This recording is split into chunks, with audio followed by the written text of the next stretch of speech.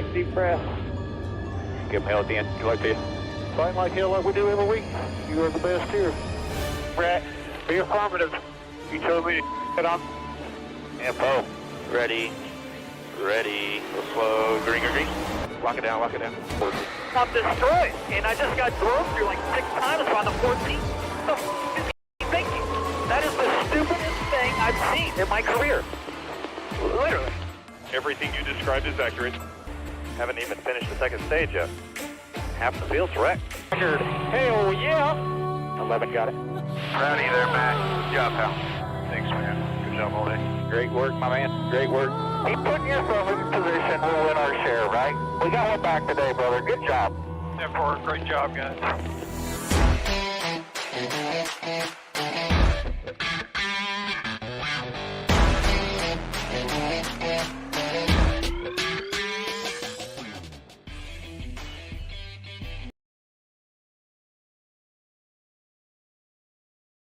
And welcome to Racing in the Draft. My name is Mark, and we are finally here.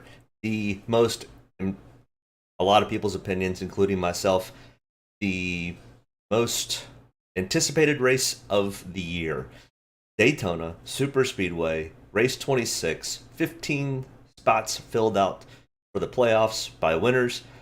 1 spot left. Well, actually now I guess 2 spots left, but unless something really drastic happens, which if you watched the Xfinity race last night, anything's possible. Ryan Blaney kind of has a lock on the 15th spot. On the 15th spot, because Kurt Busch bailed out of the playoffs, even though he was a winner, so it still qualifies as 15 winners for this season, just will not take a playoff spot.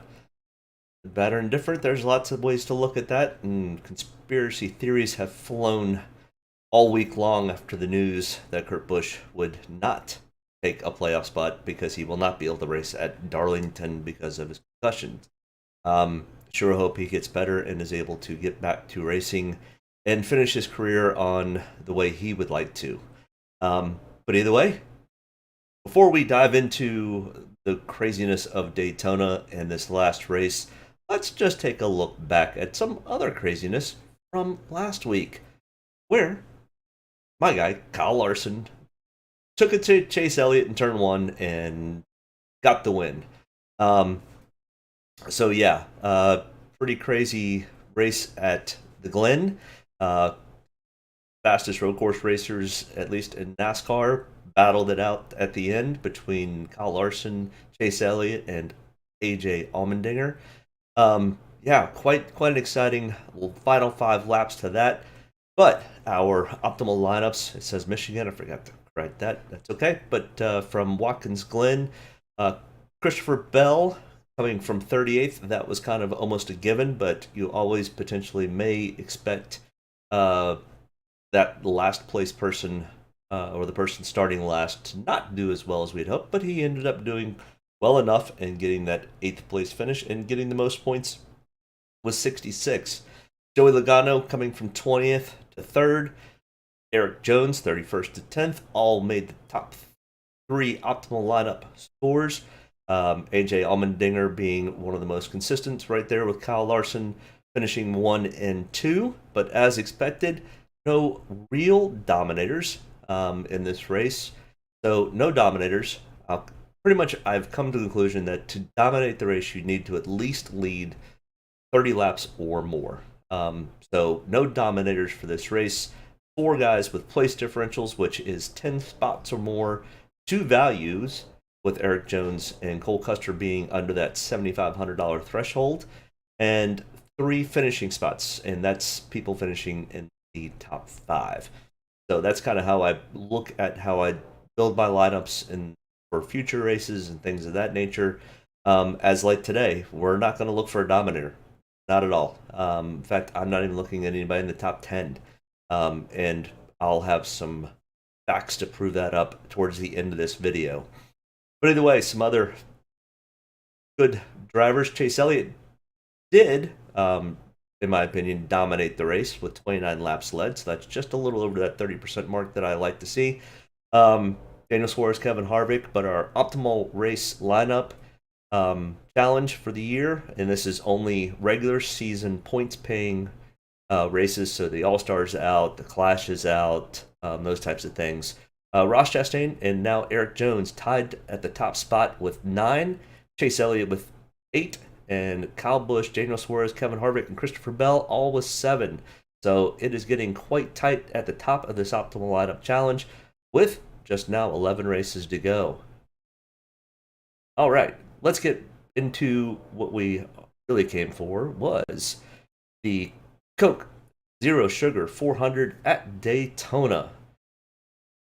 It is not a short track. I mislabeled that. I don't think I fixed any of this, actually. Daytona is a super speedway, so don't pay attention to any of this stuff up top. I'm not even going to scroll it down. Now we'll scroll it down. It's a 2.5 mile super speedway, 32 degrees in the corners, I think. The race length is 160 laps. Either way, we know what we're doing. No Dominator points are not going to matter for Daytona. So our other track comparisons that we do look at typically would just be Talladega, but now that Atlanta runs like a super speedway, at least currently, we will be looking at these 3 other tracks, or these 3 tracks, as super speedway track comparisons. All right, let's get into the driver-by-driver breakdown. And if you watched the Xfinity race last night, you know that I'm not even sure any of these stats really matter, other than it does give us a little bit of indication of who does run well at super speedways. And Chase Elliott's not shabby.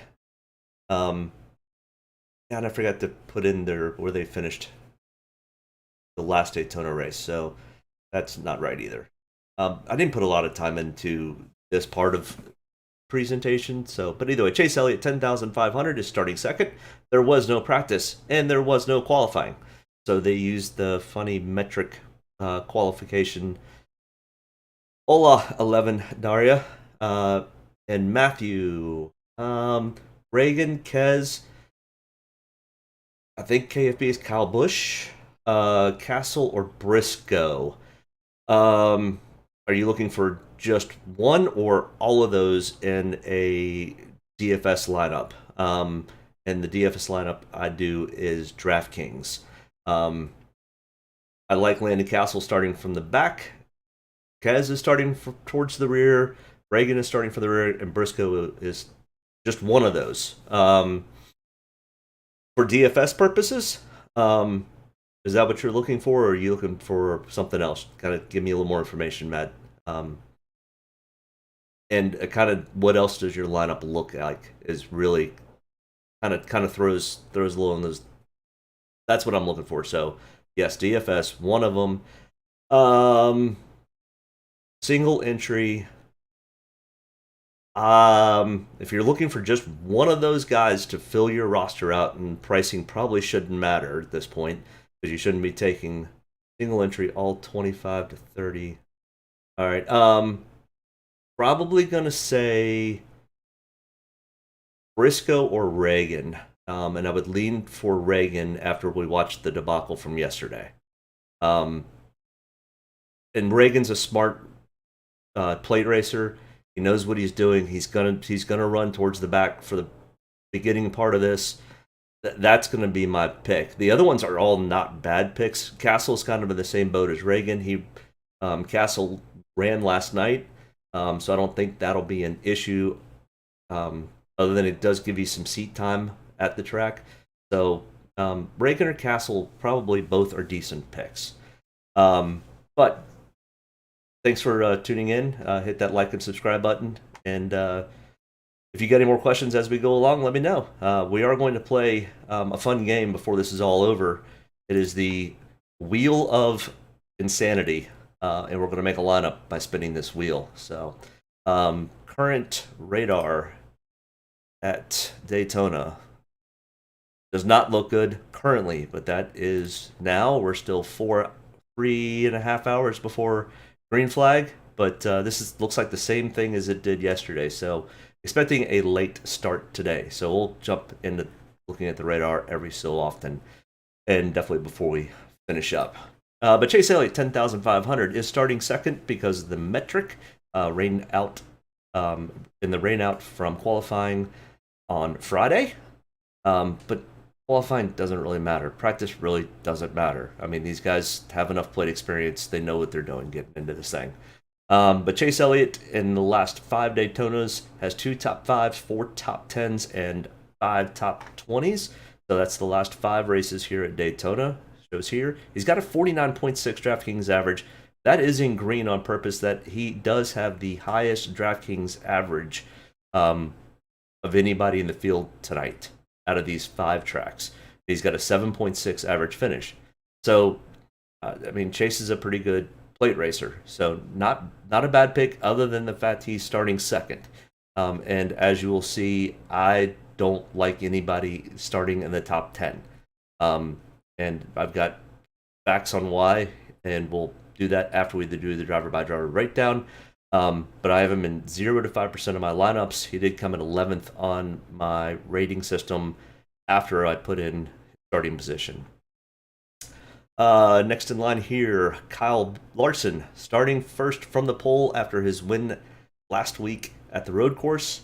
That is a big proponent into where these guys start. It's also based on their season-long points, driver owner points, and there's a couple other matrix that get thrown into that. But 10,400.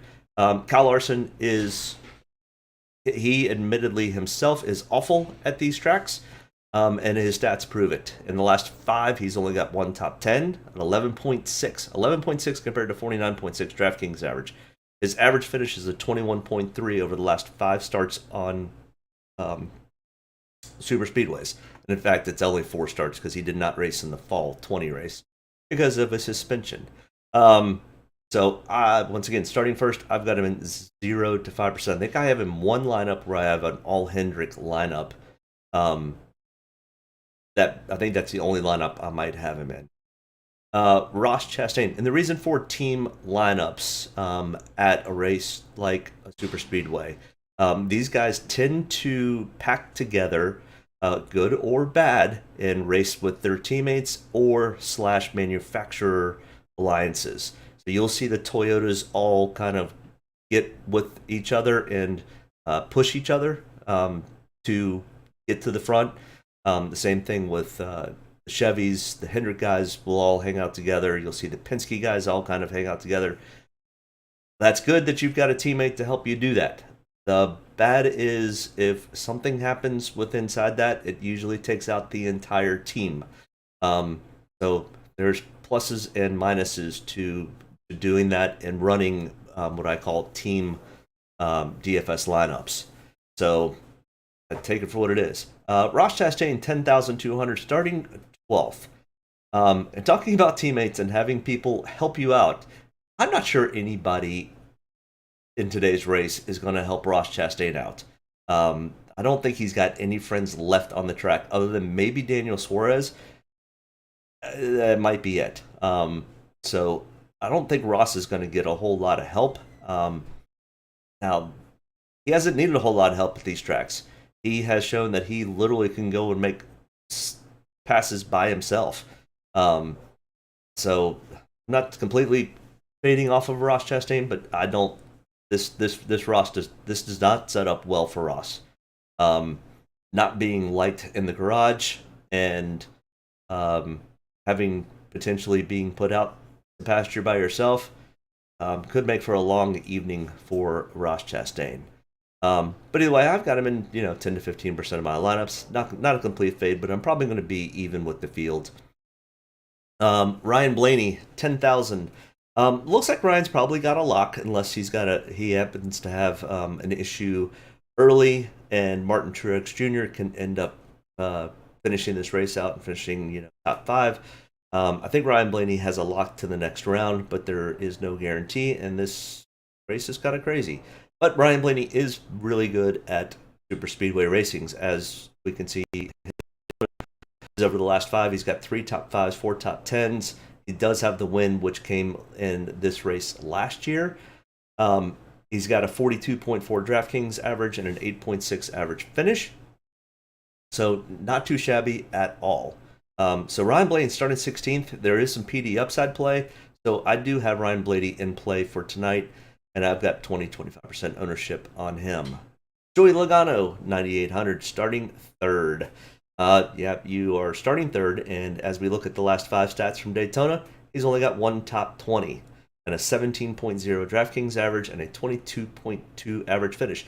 Joey always seems to run really well and then ends up blocking at the wrong time, having a tire go down, bad pit stops, you name it. If Joey can figure out a way to screw up a plate race where he's actually, prior to probably 2020, Joey was one of the favorites to win these things. Him and Brad Kay would just come out to super speedways and win. I mean, they were great. Penske was awesome at super speedways for probably, 5 or 6 years. So Joey Logano's luck has not been too kind to him over the last few years in super speedways. In starting third, I'm not taking that chance. Most things are pointing not in the direction for Joey Logano tonight. I wouldn't blame me for taking him other than the fact that he's starting third. And like I said, once again, when we get to the end of here, I'll show you why I don't like anybody in the top 10. I don't care who it is. You could put, other than maybe if you put Dale Earnhardt Jr. back in this race, back when, 15 years ago when he just dominated super speedways, would I even think about it? But Tyler Reddick, 9,700, starting 6. Well, as you see, the starting spot's going to kill Mr. Reddick. And in his stats, he's only got one top 10 in the last 5 starts at Daytona, with a 13.1 DraftKings average and a 26.2 average finish. Remember that the top of the chart here was Chase Elliott, a 49.6 DraftKings average. So that's kind of the comparison, and 13.1 is not close, at least in my math. That, and he's got a 26.2 average finish. So things are not pointed well in the direction of Tyler Reddick. Now, once again, any of these guys could easily win this race and lead laps. Now, lead laps are not going to really do a whole lot for you, but like a Noah Gragson starting 37th.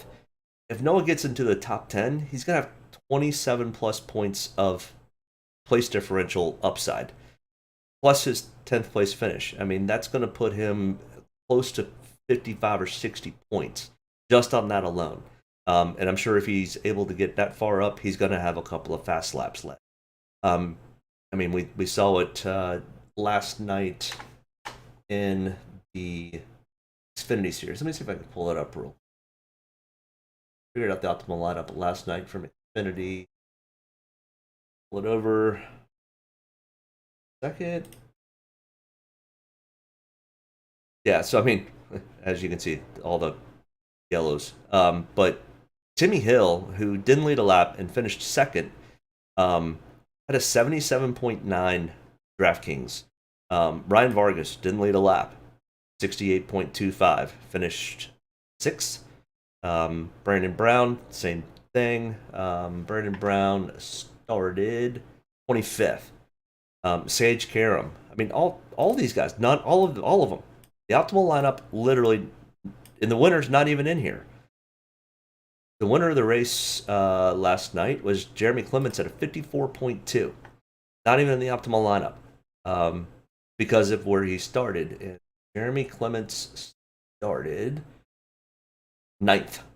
So if that tells you anything, yeah, you get good points. You could easily put Jeremy Clements in here and it potentially puts you into a really good win situation. Same thing with Jesse Iwuji. Who saw that? That guy.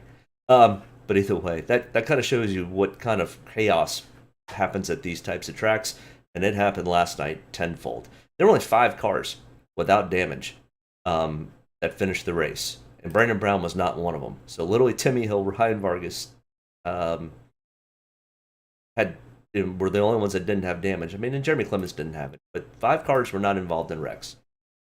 All right, so starting in the top 10, it doesn't make sense. So not interested in Mr. Tyler Reddick tonight. Denny Hamlin, starting 19th. Okay. Well, and Denny Hamlin's got a win in the last 5, and he's got 3 top 5s in the last 5. He's got a 49.4, so 0.2 under Chase Elliott on the DK average, a 12.0 average finish, pretty good. So yeah, Denny's a good pick, starting 19th. I mean, there's some PD upside play if Denny Hamlin can win or get himself into a top 5 situation. He's going to be probably right there for an optimal lineup. So hence, I've got him in 20-25% of my lineups. I mean, I've got some guys that are in the 45-50%. We'll get to them here in just a few minutes. But Denny Hamlin's a very good play today. Kyle Busch, another really good play today, starting 22nd. And this is all based because they just came from a road course. And the Toyotas were bred this year at road courses. So Kyle Busch, starting 22nd. His track record here is not the best, but he does have a win in his history here. He's got 8 top 5s out of 34 starts. Not bad. But he's got a 23.8 average finish in the last 5 Daytona starts. So Kyle Busch hangs back, doesn't get himself into trouble. Kyle Busch is definitely in play because of his starting position. And I think the Toyotas are all going to tag up with each other, and they're going to move to the front. So the question is, do all the Toyotas get taken out at the same time? It's hard to say, but I mean, probably these two are probably going to run together today. One has a problem, the other one's probably going to be going with him. Daniel Suarez, 9,200, starting 4th. All right, we've already been down this road, starting 4th and starting in the top 10. And in the last 5 races at Daytona, you've only got 2 top 20s. Daniel, sorry, not interested. I think I have him. I'm not even sure I've got him in one lineup. So, yeah, not interested. Martin Truex Jr., starting 13th. Okay, we're outside the top 10, but just barely. Truex Jr.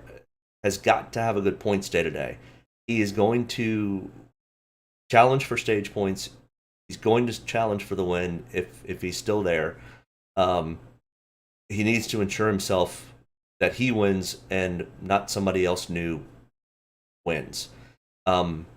So I expect Truex Jr. to have a solid day. The question is, does he get wrapped up in anything?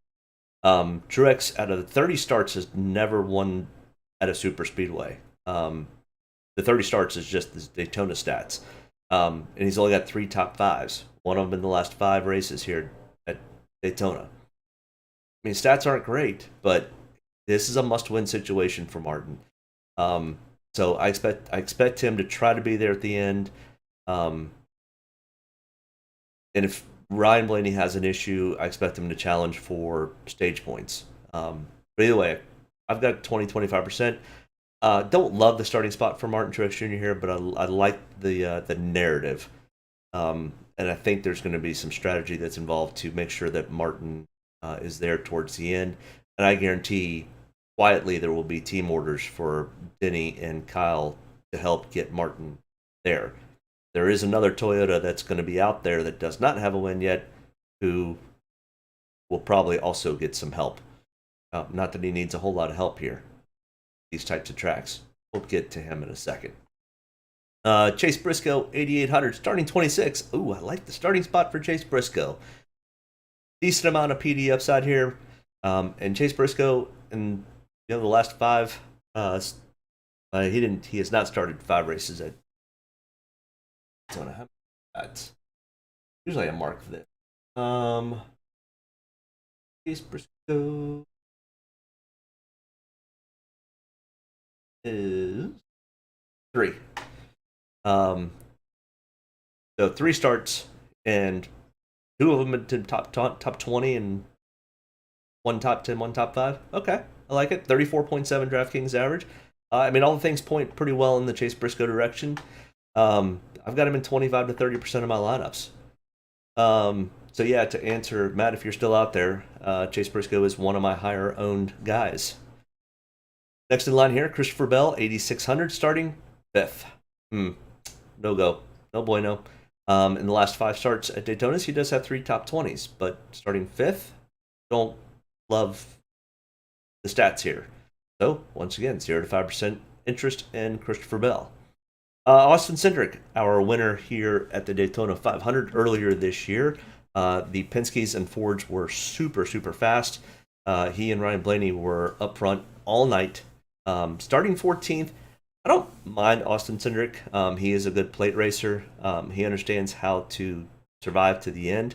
Sometimes you don't have much of a choice on whether you survive or not. But Austin's raced at Daytona once. He's raced there twice, and both of them are top 20s. He's got a 55.2 DraftKings average. I don't really compare him to Denny and Chase when I looked at the DraftKings average because he's only raced here twice. So a little unfair, and he's got an 8.0 average finish. So I don't mind the Austin Cindric. He's starting out of the top 10, so do have some interest in Cindric. Willie B. William Byron. He did win at a super speedway earlier this year at Atlanta. 8,400, starting 17th. Okay, we've got some PD upside potential here. But your stats. You have a negative 4.4 DraftKings average and an average finish of 28.6, and you've only finished in the top 20 once, and you did get a top 5. But out of the last 5 starts here at Daytona, so starting positions okay. Not a whole lot of PD upside play here for William, but I do have him in 15 to 20% of my lineups. Alex Bowman, starting 10th, right there on the outside. Yeah, I don't. There is a little bit of PD upside potential, but I don't really like it, and hence you can see I've got 0 to 5% interest. He does not have a top 5 finish at Daytona. Does have 2 top 10s, a 10.0 DraftKings average and a 20.4 average finish. Not going to quite cut it. So I mean, if you take Alex Bowman, okay. I just have no interest in Alex today. Kevin Harvick starting 7th. Top 10. Nope, not interested. Like I said, I'm not interested in anybody starting inside the top 10. Kevin Harvick is average finish is a 15.0, 26.3 DraftKings average. Now his last 5 starts at Daytona, he's got 2 top 5s, 4 top 20s. But starting 7th, it's just too risky. One slip up, one problem, one little fender rub somewhere, and you're not going to win the race. And starting 7th, you're going to need to kind of win the race for me to get me into a tournament play.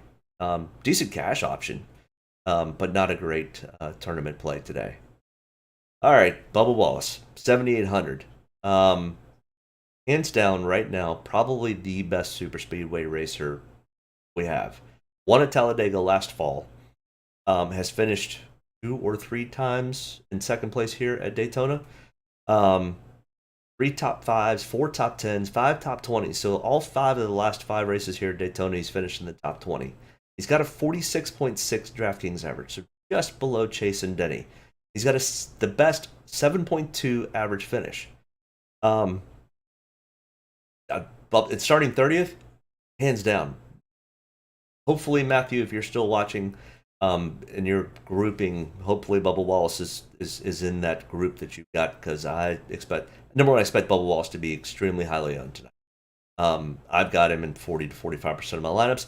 He was kind of like Landon Castle. No, not Landon Castle. Where'd he go? Last night's plays, Infinity.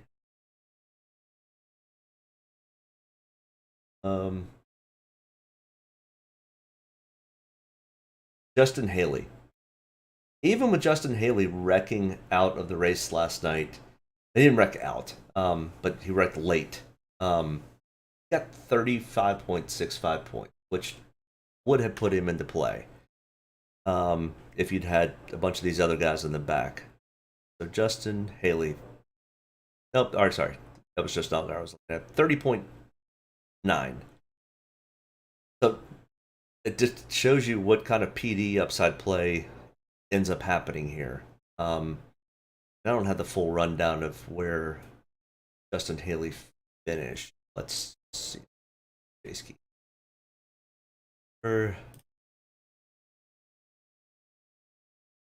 Infinity.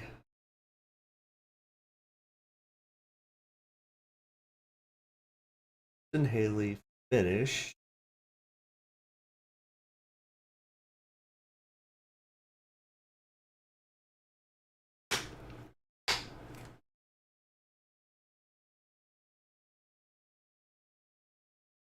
I don't even see him.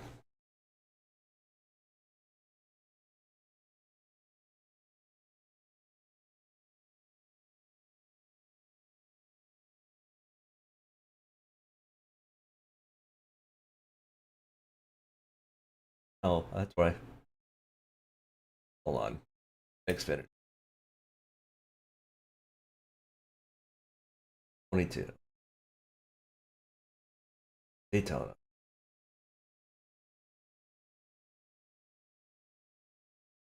Haley finished 25th. So he made up 13 spots and got 30 points.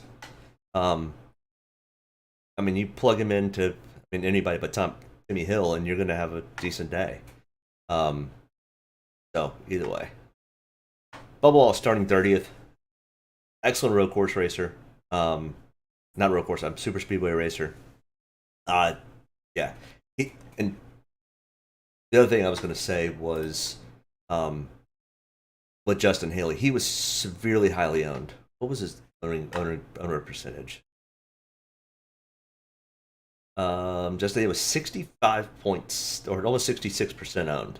Now I had him in 73% of my lineups. So yeah, super highly owned. So the other thing is, I mean, if he ends up having an okay day or really good day, and you don't have him, you're going to break even with everyone else. If you happen to fade off of him, which sometimes that's the play in tournaments, is to play off. If he has a crap day and you play it off, you're going to look like a king. But the chances of Justin Haley, who's won at Daytona 3 times, having that bad of a day, I think there's more risk not taking somebody like that and him having a good day and you not having it, where 70% of the other people do.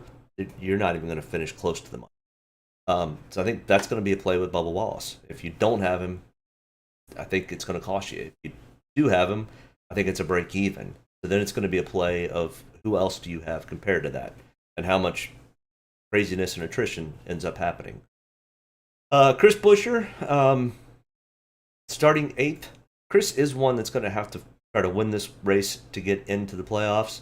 Don't like the top 10 starting spot, but I think he's the only play in the top 10 where I've got him in more than one lineup. I think I only have him in 2, maybe 3. And he's a good plate racer, and he's shown a lot of speed recently. He's got to win to get into the playoffs. He's going to do everything he can. Going to have a great teammate who understands super speedways, but that teammate's going to also be looking for that win to get himself in the playoffs. And his partner in crime is going to be Brad Keselowski. So I think the two of them are going to try to ensure that both of them are around at the end of this race, and they're going to push each other to a win to get RFK in the playoffs. So I don't love Chris Buescher starting spot, but I think there's a potential here for Chris Buescher to have a decent day. So it wouldn't cost you a whole lot, unless he gets involved in a wreck. Brad K does have a tendency to wreck his teammates. Ty Gibbs starting 23rd. No real stats, but Ty Gibbs does run these super speedways really well. He understands how to run those races really well. This will be the first time he does it in a Cup car, which is definitely a little more twitchy than what he's used to. At least the Xfinity car does sometimes act a little bit like the Cup car when it gets a little twitchy. So starting 23rd, I don't mind Ty Gibbs at all today. I like his starting spot. He's got some PD upside play. He's a good enough racer to get himself up in the front. He's going to be running with the Toyotas. He is going to be probably running with and or around Bubba Wallace today. And if he can just latch the back of Bubba Wallace and push Bubba Wallace to the front and potentially even to a win, that's going to put Ty Gibbs in a top 5 situation. So I like the Ty Gibbs play there. And starting 23rd, middle of the field, I think it's a decent play today.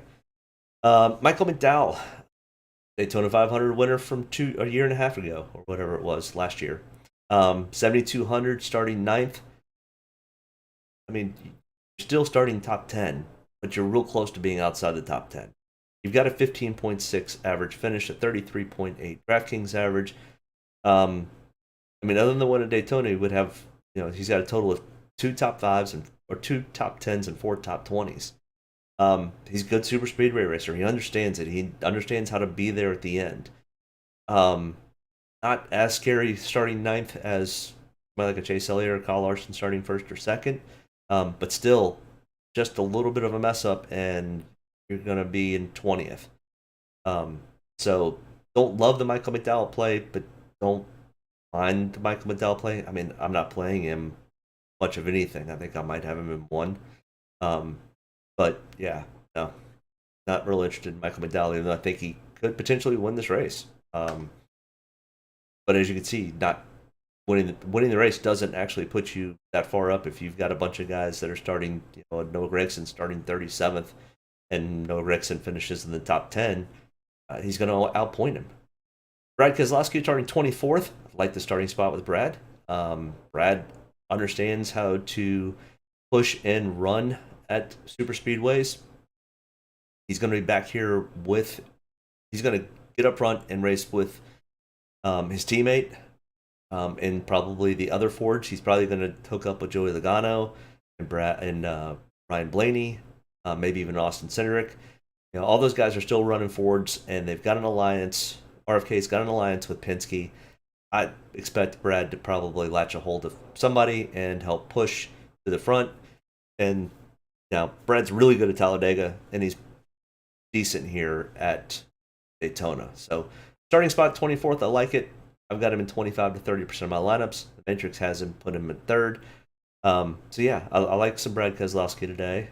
Austin Dillon, $7,000, starting 21st. Okay, we've got some PD upside play. Austin Dillon does have a win here at Daytona. It's been a while.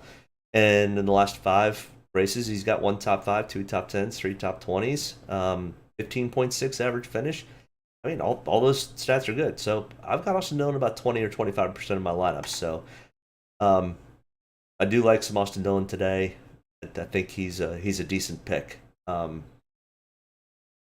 to fill out your roster, and especially kind of in this upper lower end tier of drivers. Eric Jones starting 11th. I just don't see too much upside with Eric. I know he's going to have to fight for a win today to make the playoffs, and he could be one of those that potentially gets himself there. I just don't. There's too much risk to reward here starting 11th. You've only got 2 top 20s in the last 5 starts here. An 11.7 DraftKings average and a 26.4 average finish. What have you done for me lately? And these stats are showing that not great things. But he's also shown moments this year where he's got incredible amount of speed. I think he was actually running really well at Talladega towards the end of the race and ended up just being the wrong spot at the wrong time. So, I mean, Eric Jones potentially could end up winning, but once again, I think there's some guys further back here that make more sense. Eric Almirola is probably definitely one of them. Starting 27th, Eric knows how to run and win at Daytona. He's got 1 top 5, 1 top 10, and 3 top 20s in the last 5 starts. He's got a 19.2 average finish. He does have a win here out of his 21 starts. So I think Eric Almirola is in play today, especially starting 27th. A decent amount of PD upside play. I mean, we've got a lot of guys towards the back of this field that have really good potential, that understand how to run and finish these super speedway races. I do have 10 to 15% ownership in Eric today. So I like some Eric Almirola. I mean, all these guys back here are all in play. Plain and simple. They pull back up. I mean, look at this pricing for the top players. I mean, this is the top 10 guys from the Xfinity race. 6,500, 5,600, 69, 67, 57, 40. I mean, the first expensive guy, AJ Allmendinger, was 11th on points for DraftKings, and Ty Gibbs was 12th. So yeah, all these guys outscored him. But that's the craziness of super speedways. Daniel Hemrick starting 28th. No, he doesn't have a lot of experience in this car, but that car is a fast car. He's going to have good pit stops. Their pit crew is phenomenal. Hemrick's stats are not great. He's got a 12th place here I think it was earlier this year, at the Daytona 500. 55.2 DraftKings. Started from the back, came up, got himself a 12th place finish. So yeah, I mean, starting 28th, if Daniel Hemrick can get a 12th place finish at 6,500, he could easily be one of those top 10 or so points getters today. So like some Daniel Hemrick. I've got him in 25% of my lineups. Well, this stuff is all messed up. Okay. I don't have a card for Justin Haley quite yet, but that's okay. Justin Haley, 6,400, starting 18th. Don't love the starting spot for Justin. He's got a 14.3 average finish. Running the 31 car out of Colleague. 44.8 DraftKings average, 14.3 average finish. I probably should have more of Justin Haley than I've got. Just don't love the 18th starting spot, especially when we start to get a little bit further down. I mean, Ricky Stenhouse Jr., in my opinion, is a little bit better of a super speedway racer to Justin Haley, starting 2 spots further back. Now, Ricky also is a much bigger risk taker than Justin Haley. I mean, I could easily see the argument of switching these guys. Yeah, and I probably actually should, but I don't know if I'll do that or not. Usually, if I go back and start making corrections, I end up screwing something up. So yeah, I could easily see flip flopping these two without any problems or any issues. And Justin Haley's awesome super speedway racer. Might actually just talk myself in switching some of that. So that's kind of why I do this video too. It kind of makes me go through all these scenarios and all these different things and kind of talk it out with you guys. Hit me up in the chat. Let me know what you guys think. Who do you like? Who do you not like? Who you taking? Who you not taking? Remember, stick around at the end. We're going to do the Wheel of Fun and put a lineup together just out of pure randomness. Now, I will not put anybody in that's in the top 10. So if somebody on the Wheel of Randomness gets picked that's in the top 10, I remove it and we go on. Cole Custer here, though, starting 15th. I mean, Cole Custer's another one. Needs to win to get in, plain and simple. Starting 15th, though, with a 23.2 average finish and only 2 top 20s in the last 5 starts with no top 10s. Don't love the Cole Custer play with your starting spot. If you were starting 25th, I could have some ownership. But starting 15th, that makes me a little bit nervous with previous stats.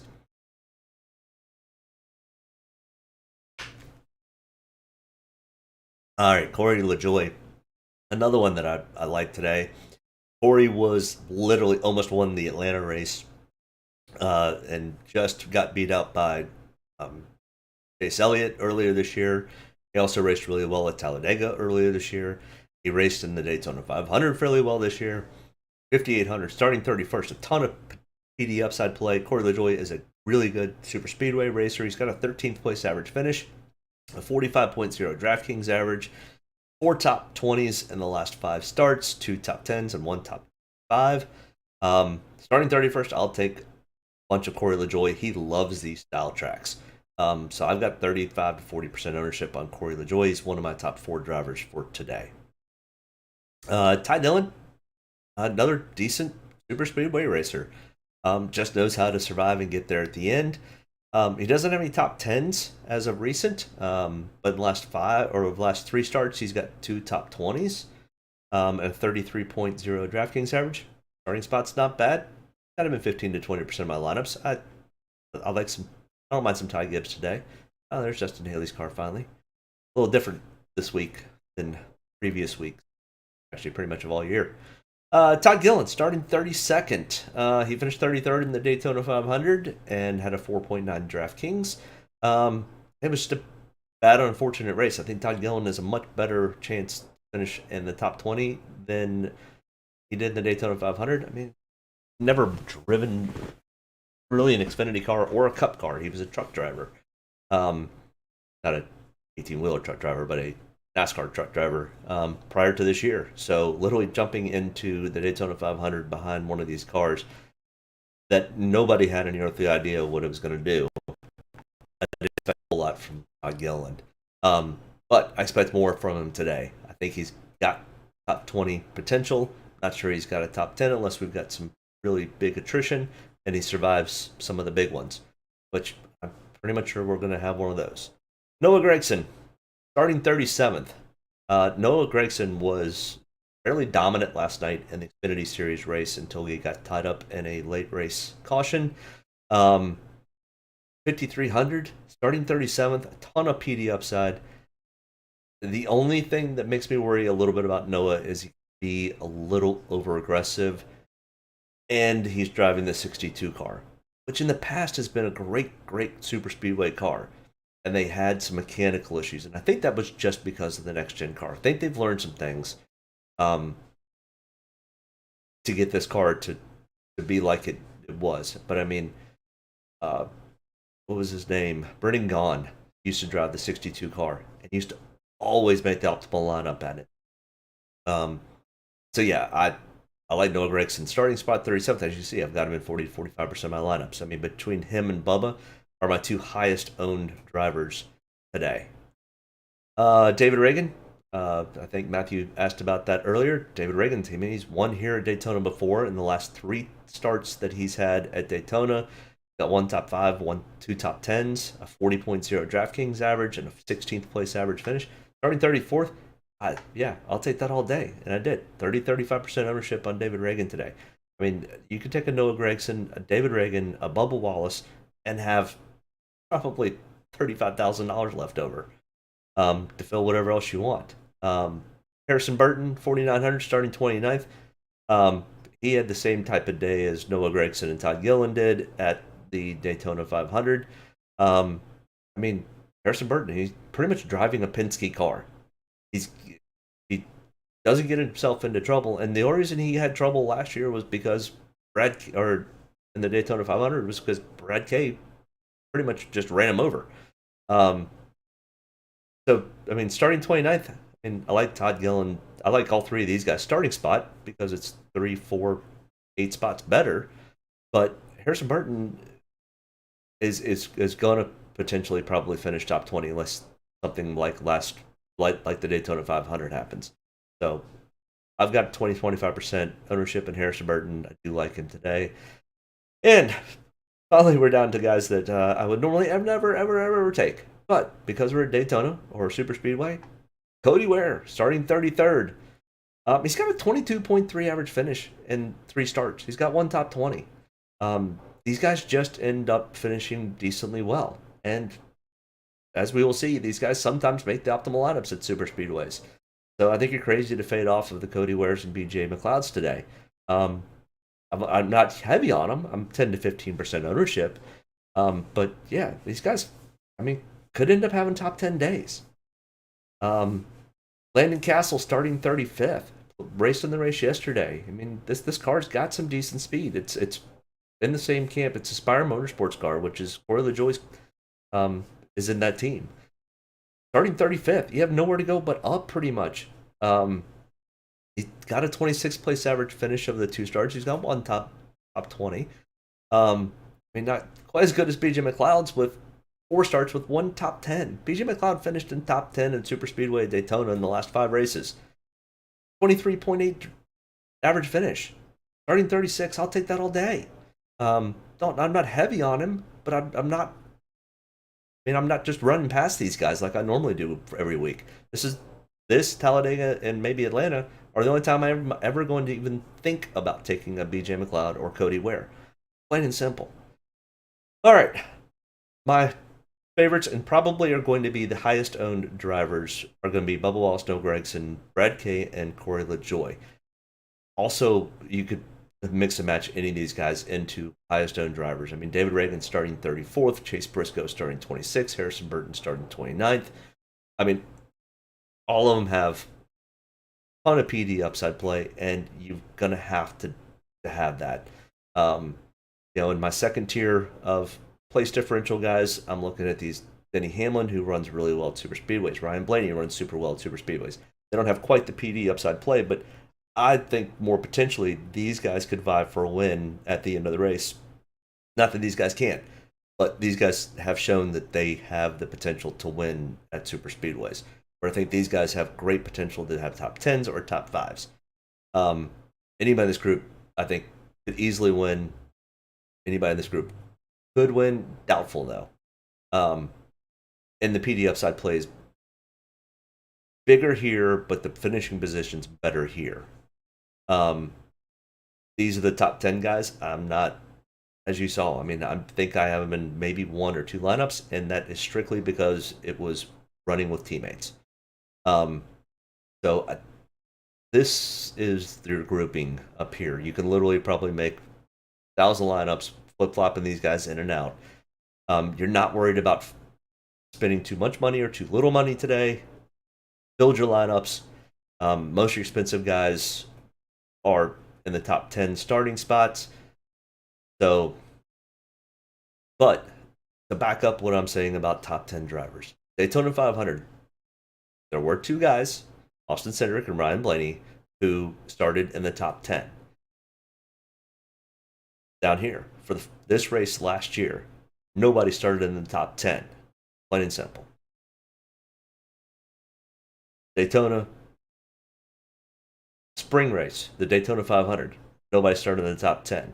Daytona fall race in 2020, 1 person or 2 people started in the top 10. A 6th and a 10th, nobody in the top 5.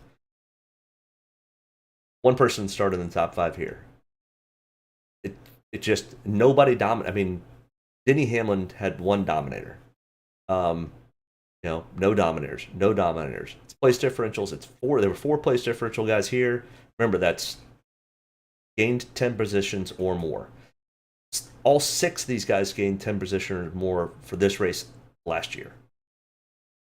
6 place differentials for the 2021 Daytona 500. Everybody was a place differential that made the optimal lineup. In the fall 2020, 4 place differentials, no dominators. Now we look at some of the other super speedways from earlier this year. 0 dominators, 1 dominator. Chase Elliott led 96 laps at Atlanta, the fall race. But if we look for top 10 guys, 1, 2, 3, 4 out of 18 started in the top 10. It just doesn't pay. And even then, yeah, it's in the higher teens. So, you have a 12th, 14th. Yeah. So then we look at the 2021 Dago races. 1 person in the top 10, 1 person in the top 10. So we're literally not looking for people in the top 10. All right. So let's build a lineup playing the wheel of fun. Actually, let's look at our radar in Daytona. It's not getting any better. But it didn't get any better yesterday either until about 6:30, 7 o'clock. Gotta push this out a little bit. What's happening? Yeah, they just keep building right on the shoreline. This thing may get run tomorrow. It's gonna be hard to say, but either way, let's build a lineup. Can I minimize this? Right. All right, we'll spin the first one while I get my Draftkings pulled up, and we'll do this together.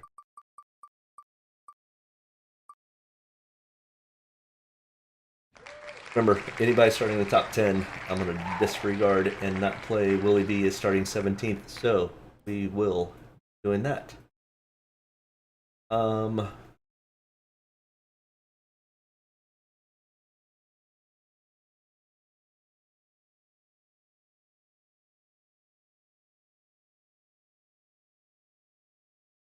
All right, we will do this one. All right, pause this down a little bit. Over. All right, so Willie B. A400. All right, now we hit the remove button and hit again.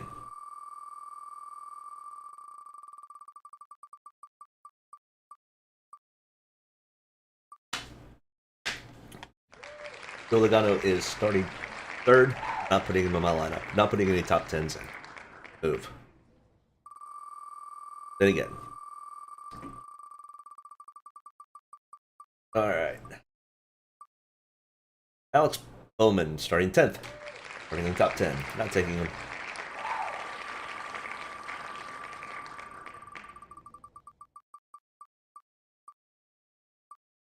Bubba Wallace. Take it. Bubba Wallace. He's in. Alright, remove him from the group.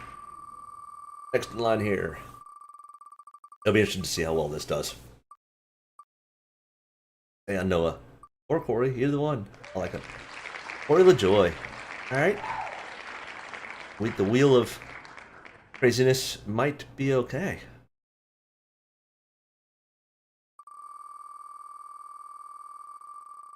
Alright, next in line here we have Buddy Ware or David Reagan. David Reagan. Take that too. Not bad. Reagan goes in. Alright. Last two spots coming up. Austin Cindric is starting 14th. Okay, he can go in.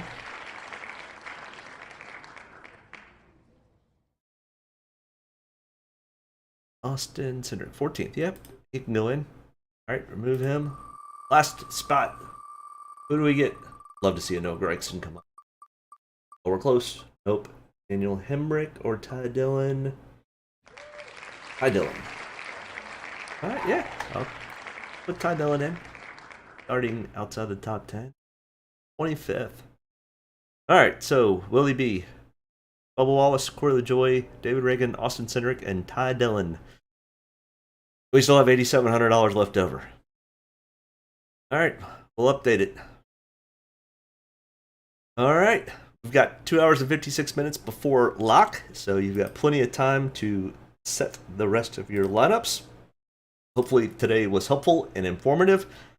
It literally is, you could spin the wheel of whatever, the wheel of death, and probably come up with a decent lineup.